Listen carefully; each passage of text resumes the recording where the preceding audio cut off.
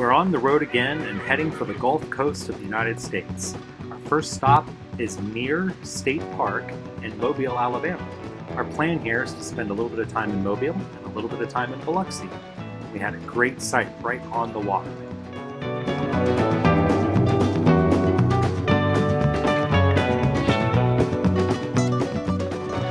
Michelle, what is your impression of your first alligator? He was small. I like them small because I feel like I could fend them off, but I'm probably fooling myself.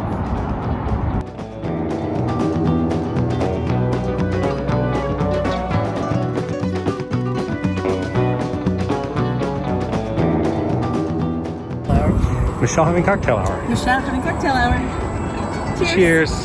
Ting ting.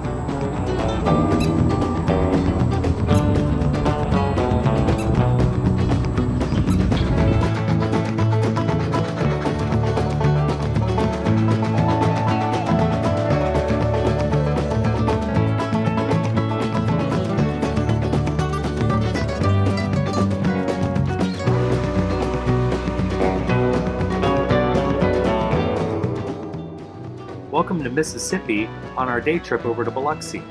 So Mobile to Biloxi is about a 1-hour drive, and because of COVID, most things were still closed down, but we did decide to make a stop by the beach and to visit the Biloxi Lighthouse.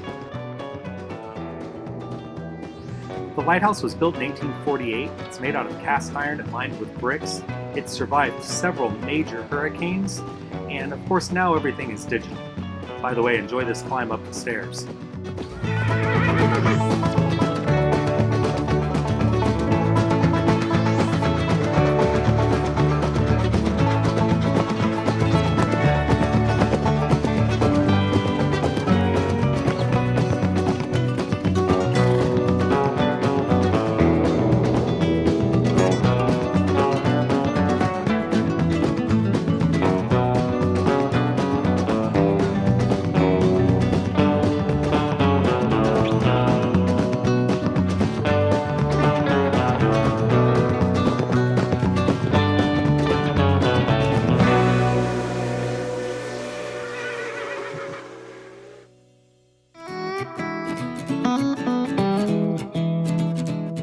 So it's the only lighthouse in the United States in the middle of a 4-lane highway.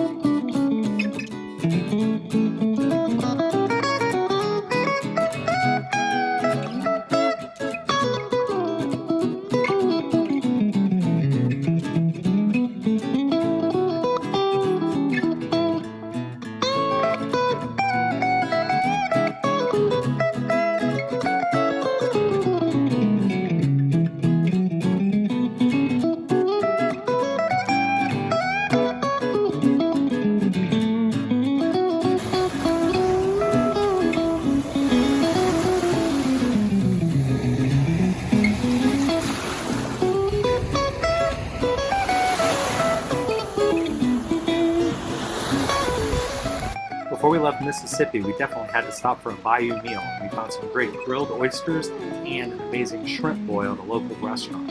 It inspired us to stop at a local seafood market so that we could make dinner on our own.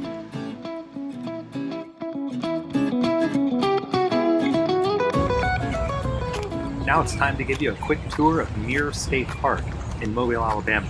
We found this a great park as our base camp for our adventures. So this area has some boat storage and a boat a boat ramp. There's also a kayak put in specifically, which is nice. The map says that there's a beach somewhere further to the left, but we have not been able to find it when we've been out exploring. There are 4 little cabins, and this is a tent area, which all of these tent sites have electric outlets, and I believe they have water spigots. So this is a nice area, kind of overlooking the bayou, as they call it, or the delta. There's a boardwalk area that you've seen, or you're about to see. There's also some hiking trails back here. But really, this state park is almost exclusively the campground itself. That's about all that there is.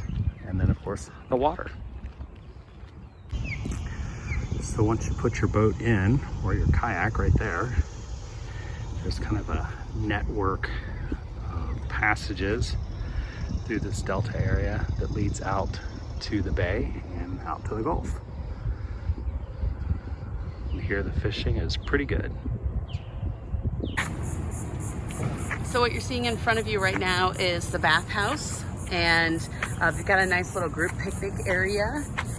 This is the main road that we're walking on right now that you come into. Ahead they have storage for RVs, and it's gated, so that's kind of nice if you're storing your RV here.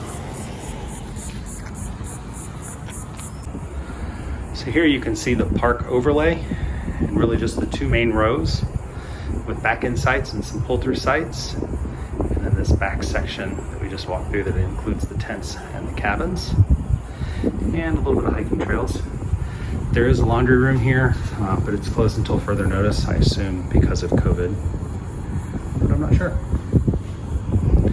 But the payoff here is the views. Here's the covered storage area and also uncovered. I don't know about the prices, but if you're looking for a long-term place to store down here, that might be nice too. A little playground. And of course, some beautiful RVs. So up here at the little check-in building, there is a very small camp store. They sell ice. This campground does not have fire pits. There are grills at every site, and according to the park rules, you can do a fire in the grill, but no fire pits otherwise. There's a second bathroom up here, bathhouse, up next to the pier. Michelle reports that it is very clean, so that's always good to know. And there is a fishing pier. Freshwater fishing licenses are required, but this is a 300-foot pier with a 200-foot T on the end of it, so lots of space for fishing. By the way, that is the highway. Is that I-10, Michelle? Yeah. That's I-10 right across the bay. And I'll be honest, even with our windows open at night, we really have not heard much noise from the highway. So that's not been a problem. Yeah, and really no waves or anything like that from the bay because it's a very calm, protected area.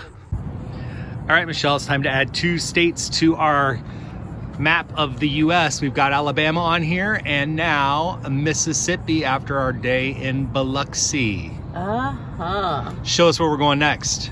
We're heading to Louisiana, to Baton Rouge. And then we're heading to Dallas, Texas. How about Houston? I know, I just said that, sorry. Yeah, we're heading to Houston. I said the wrong place. Too much pressure to know where we're going. And then after that, I don't know, it just depends on what's opening. Our day in Mobile, Alabama was supposed to entail a 5.5-mile bike ride from the campground to the USS Alabama battleship.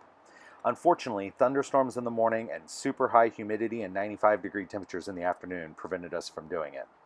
So we're back on the road on our way to Baton Rouge, Louisiana for a one-day layover where we have an exciting afternoon planned for a major improvement.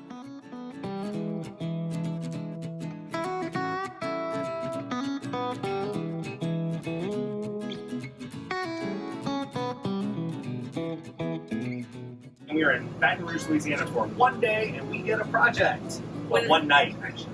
When I checked in, she goes, "Man, you guys have had a big box here for a while. I was about to call you."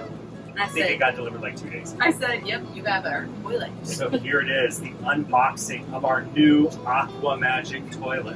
Why are we getting a new toilet? So we've been having a problem for a while now with a leak coming from the back of the toilet. I've checked all the pipes. It doesn't seem to be coming from any of the pipes. I think the problem is actually coming from the foot pedal, and that's where the leak is coming from. So we've never really loved this toilet anyway, so we're just swapping it out because this one is residential size. Still plastic, but look, it uses the real toilet seat. That is pretty. It is plastic still. It's not. We opted not to get a porcelain toilet. Just because of weight. So hopefully this is going to be a super easy install, and then we can go off and do our one night only Baton Rouge food tour. So here's the old toilet. The water's been coming out the back, but I think that's because it's leaking from the pedal, as I said, and running through the channel into the back. So we've, for the last month, pretty much had a towel or a washcloth or something back there just to catch any water, and it's been a problem. I wish this toilet installation was as easy as it looks in this video, but it actually involved 2 trips to Home Depot because of incorrect sized fittings. The specific lesson we learned is that RV toilets use a sink fitting, not a toilet fitting. So it's a 1/2 inch fitting, not a 5/8 fitting. Oh, here comes the quality control inspection team checking things out in progress. But once we got everything worked out and figured out, we just had to put a new hole in that panel with the access. We also included a new shutoff valve, so that worked out really well. And by the way, update, the new toilet is fantastic. We love the way it works. One of the things is it's really easy to keep clean because of the way it's constructed. We'll put a link here in the description for it.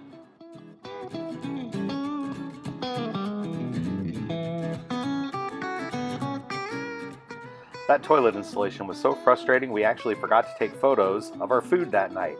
We did have 2 fantastic meals from some local restaurants in Baton Rouge.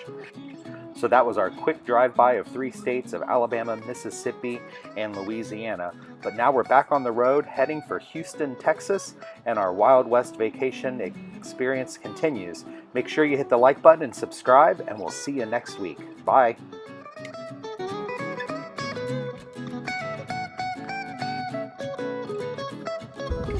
Always remember, do not feed the alligators. On our last walk out here, we saw 4, so maybe we'll spot another one today.